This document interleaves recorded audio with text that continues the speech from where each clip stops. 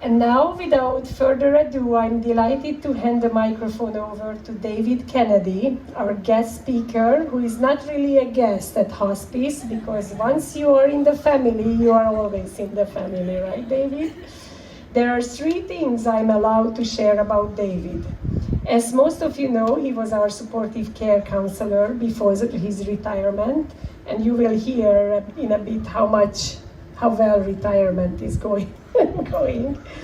He's more of a friend to all of us at Hospice than anything else, and he hates long introductions, and Hospice is all about honoring people's wishes.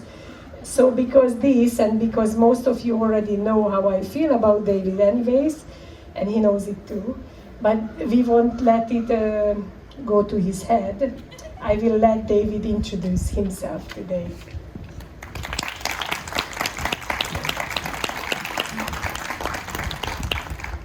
Thank you, Hoyne.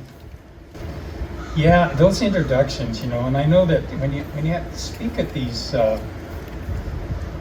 conferences and stuff, they want all the details, and they go through it all, and then I think, you know what? If my boys were here, they would have a different thing to say about it, right? So thank you for that. And it's hard to leave this place, and the truth is, I'm glad I don't have to leave all the time. So thank you for inviting me back, for sure. Well, as Hoyne said, it's been 3 years since I retired. Didn't that time go crazy? 3 years. And I must admit, people always ask, how's it going? And so the first little while was really difficult. I was having some challenges. And so I thought, I better reach out to somebody who can help me, somebody who's been this way. And you remember that book Robert Fogan wrote, All I Needed to Know I Learned in Kindergarten? So I thought, you know what? The good thing is I have a great friend who's been retired for years, and she's a kindergarten teacher. So why don't I ask Shelley Berry to just kind of help me get through this retirement thing? Because you know what it's like when you have lots of time in your hand, your mind starts to go, and you start to worry about everything. So Shelley said, well, I'll give you some advice. She said, the trick is you only have to worry about 2 things at one time. If you only have 2 things to worry about, then you're good. It's like, so if you're well or you're sick. If I'm well, I've got nothing to worry about.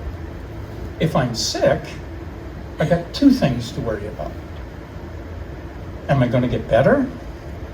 Or am I getting worse? Well, if I'm getting better, I got nothing to worry about.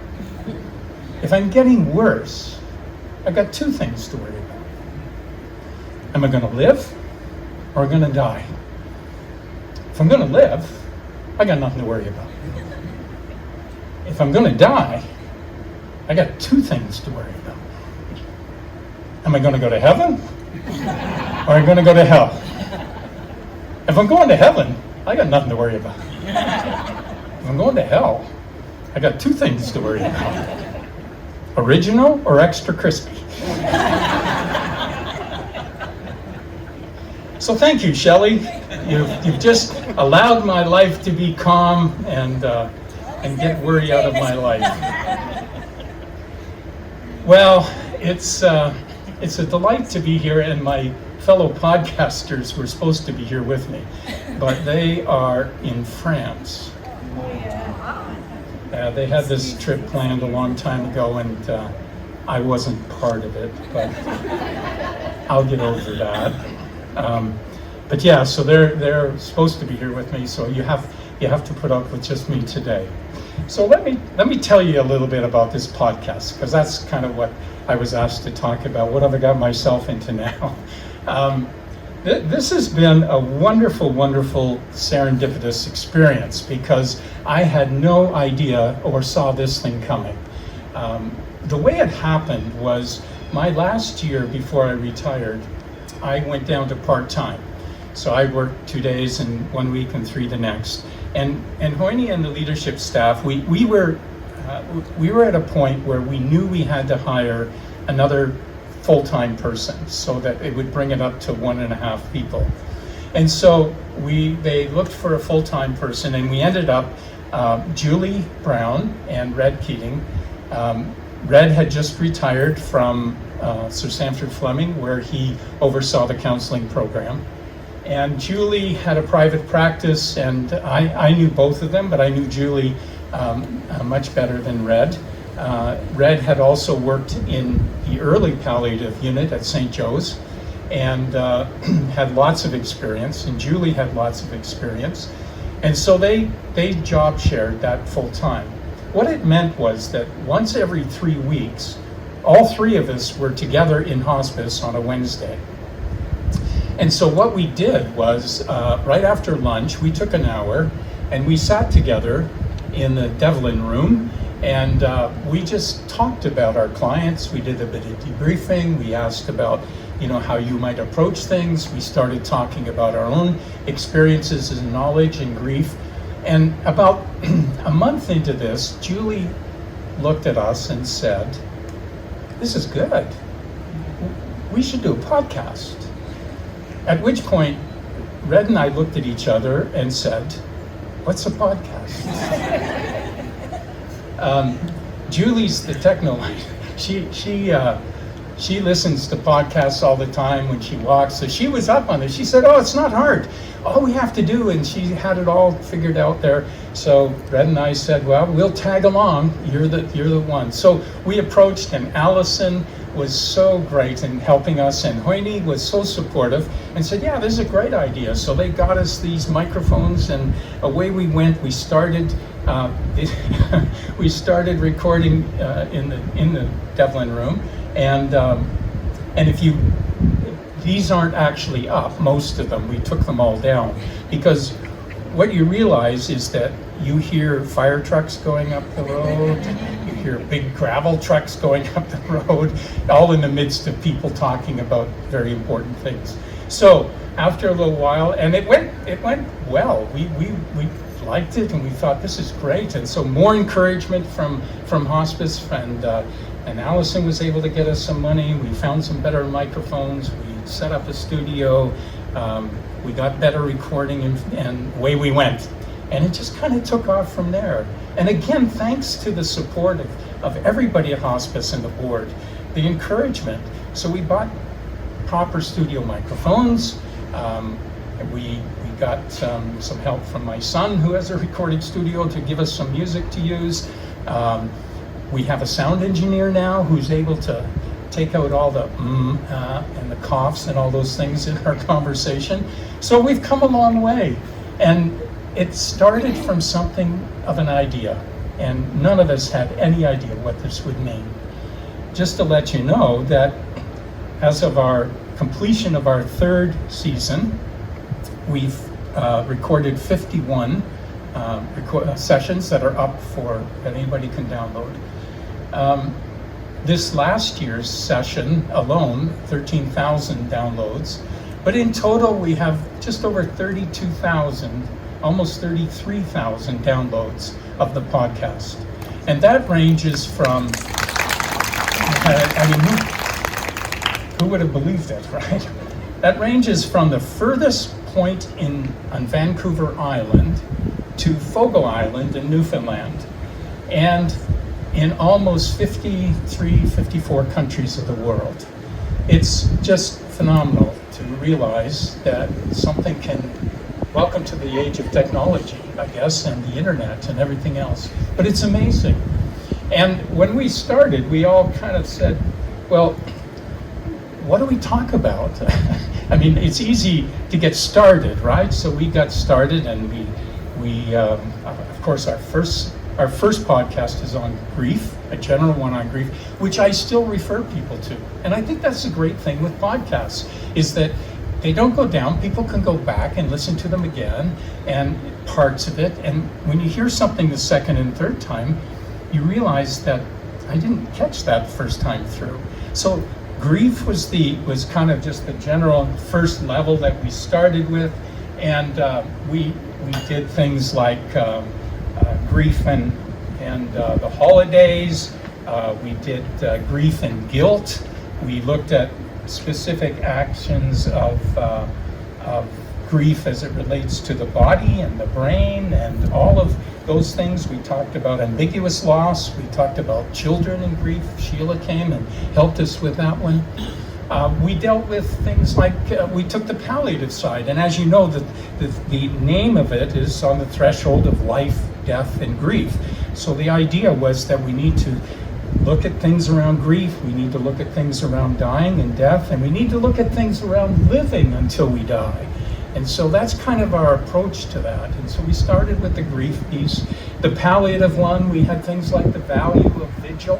Interestingly enough, I was doing a session for rural hospice in Ottawa, and one of the directors, actually, of a rural hospice talked to me afterwards and said, you know, one of the most incredible podcasts that touched me was that value of vigil, of sitting with somebody during this time. Well, you're not going to hear what I'm going to say. You know what? It's okay. I can take it. The idea of what does it, you know, how does it become meaningful in such a hard time? Like, why would anybody want to sit with people while they drag out that long, thank you so much, that long process? But the truth is there is value, that we don't see it at the moment. That's one of those things we see later. But we talked about that. We had things like coming to terms with a new diagnosis, living with cancer. We had sessions on, we had one, I liked the one on the psychedelic assisted psychotherapy. That was an interesting one. We didn't do any experimenting with that, Chris. What's it like to deal with radiology? And we had a radiology oncology session there. The one, of course, with Dr.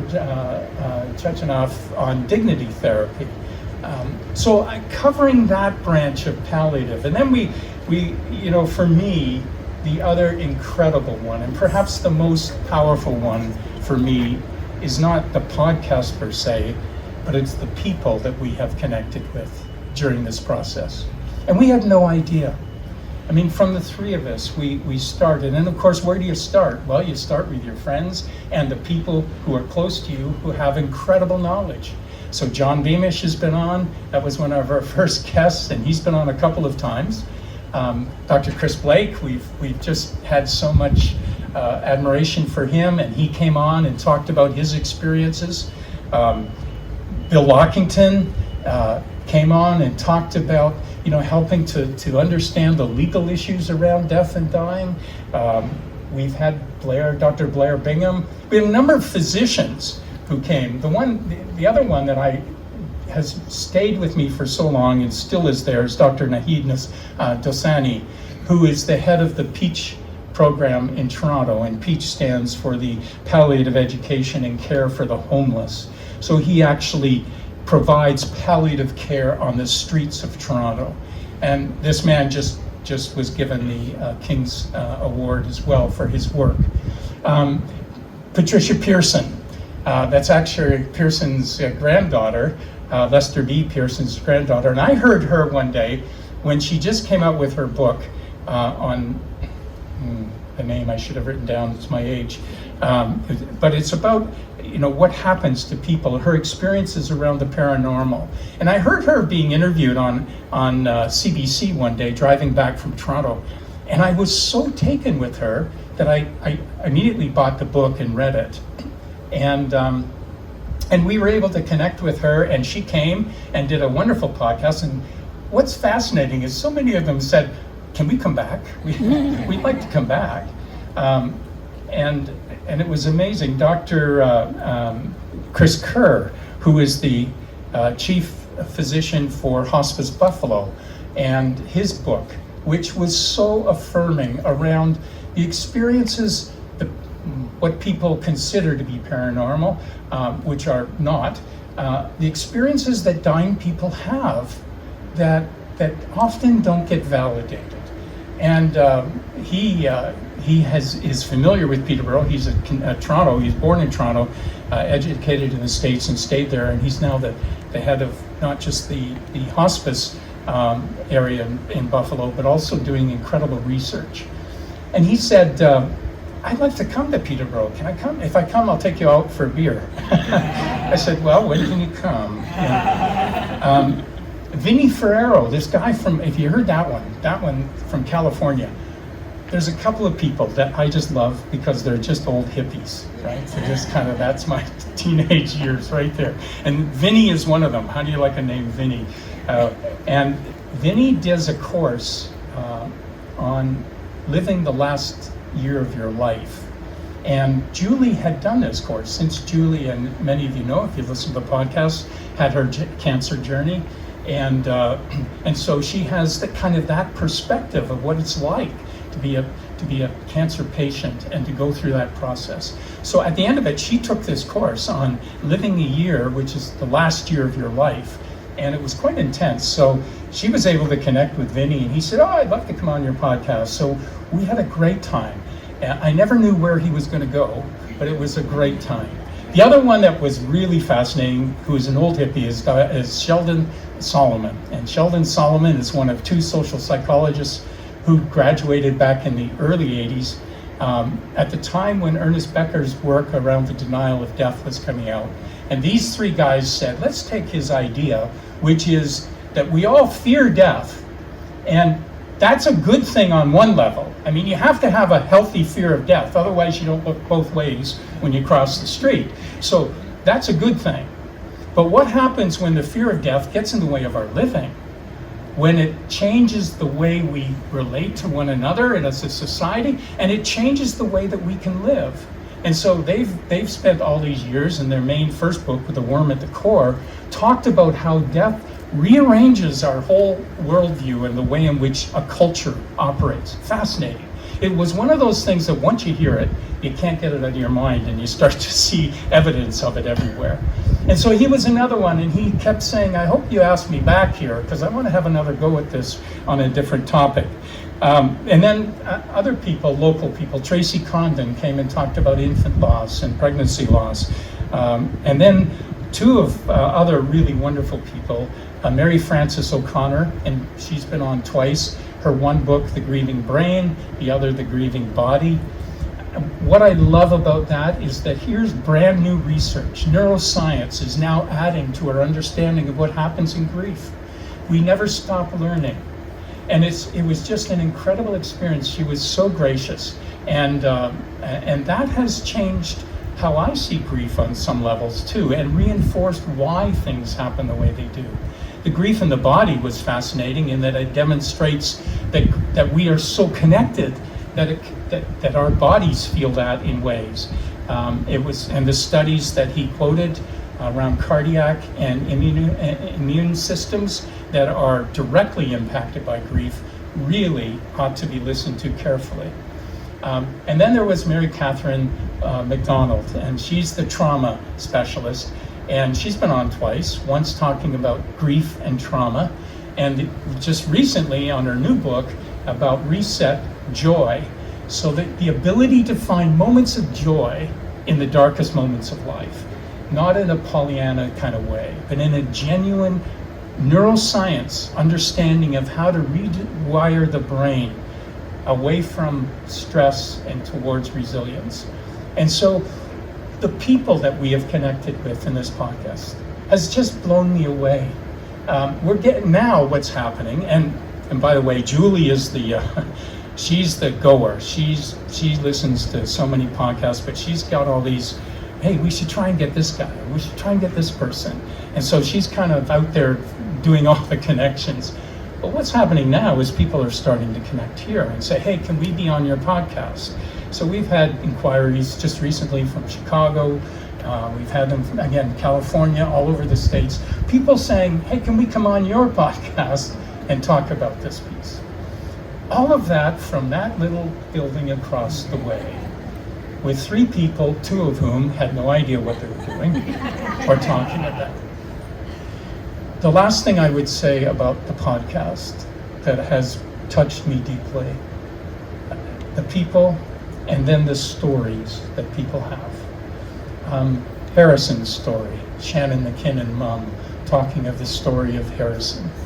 the Burrell family, talking about the story of James and the ongoing story of their family afterwards and the grief that it brings.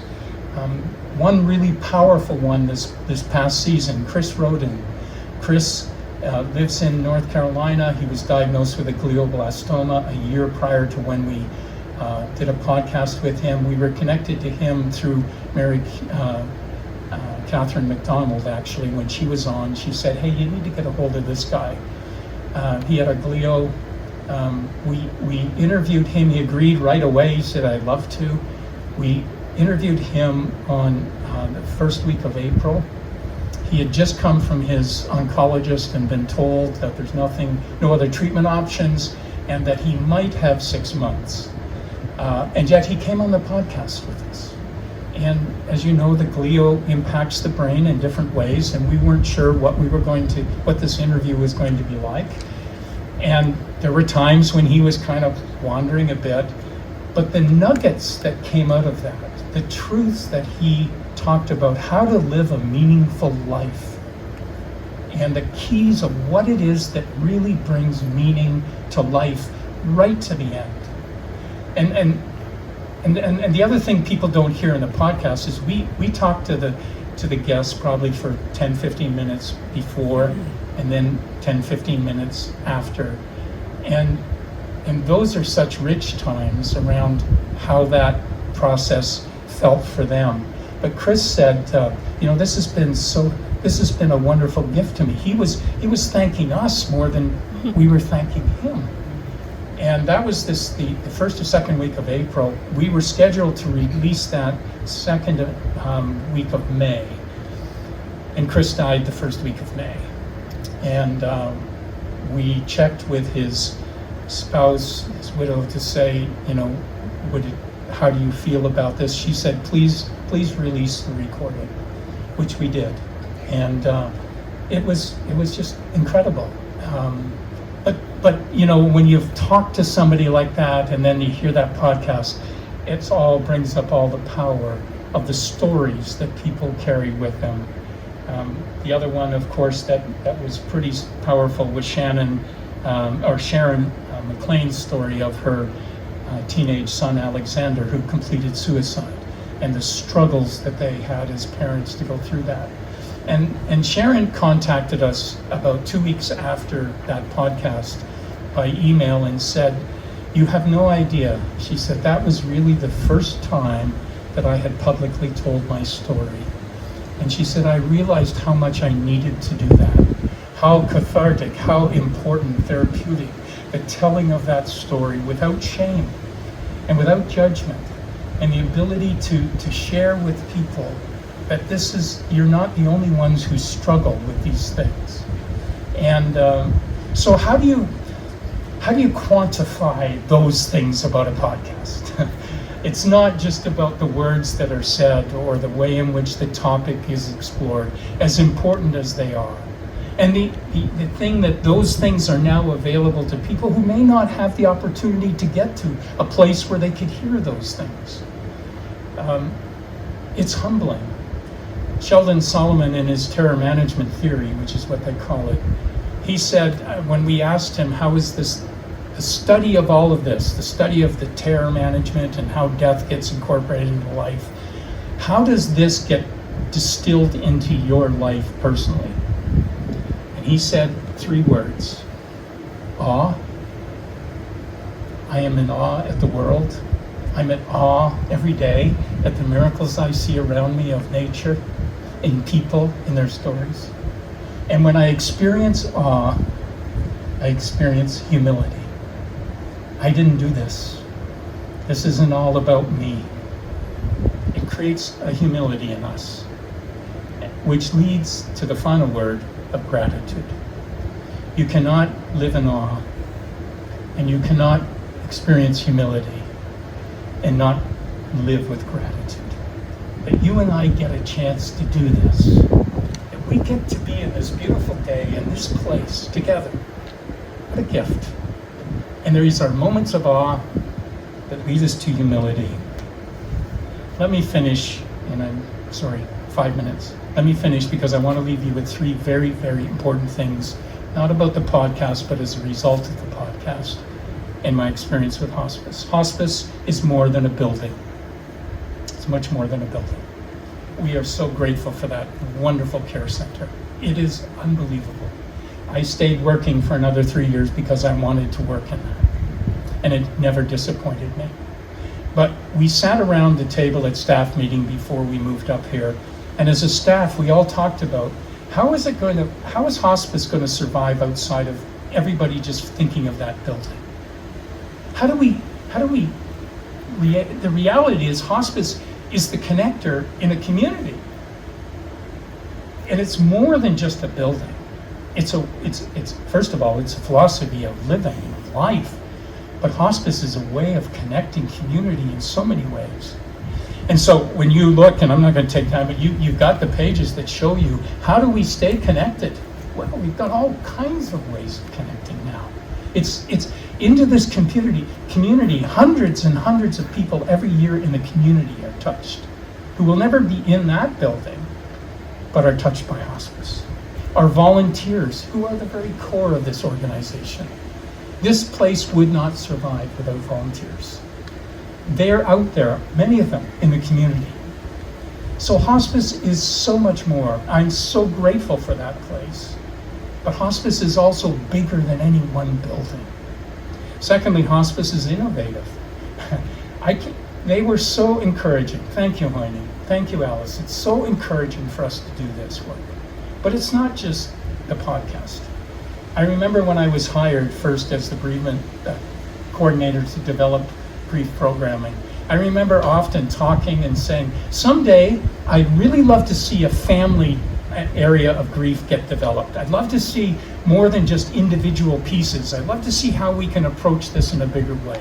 And of course, my dream came true when we were able to hire Sheila, and Sheila's developed a whole family programming around grief and helping families deal with this. But hospice has always been innovative in that it's not enough to sit here and say this is all we do. One of the things of speaking in so many different areas of hospice, I get to see a lot of hospices.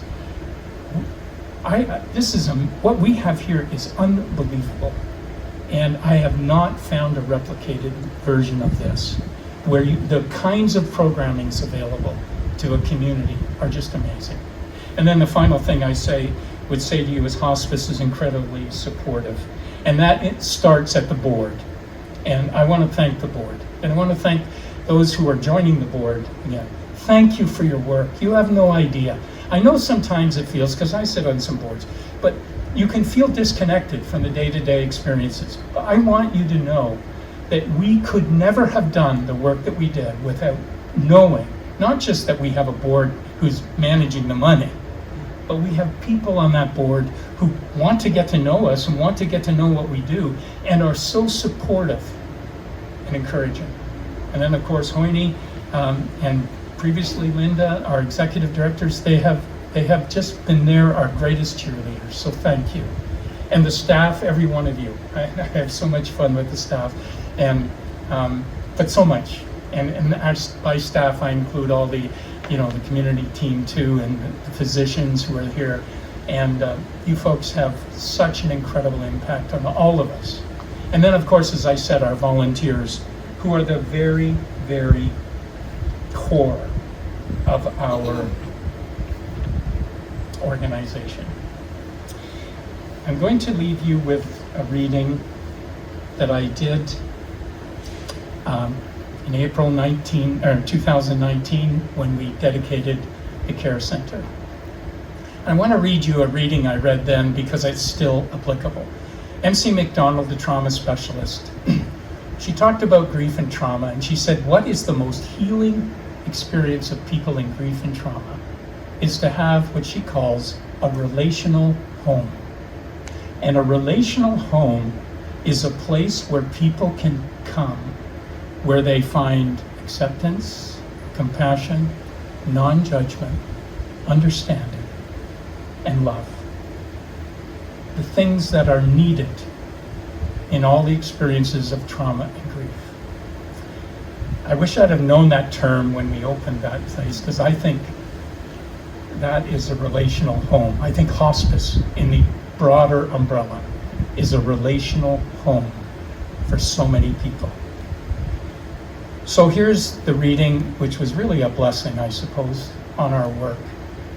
But I think it's still appropriate, and I leave it with you today. May this be a safe place, full of understanding and acceptance, where you can be as you are, without the need of a mask of pretense or image. May it be a house of courage, where healing and growth are loved, where dignity and forgiveness prevail, a home where patience of spirit is prized. Though the journey be difficult and slow, may there be great delight around this space. May it be a house of welcome to all exhausted and in need of rest. May we have the eyes to see that no visitor arrives without a gift and no guest leaves without a blessing. Thank you.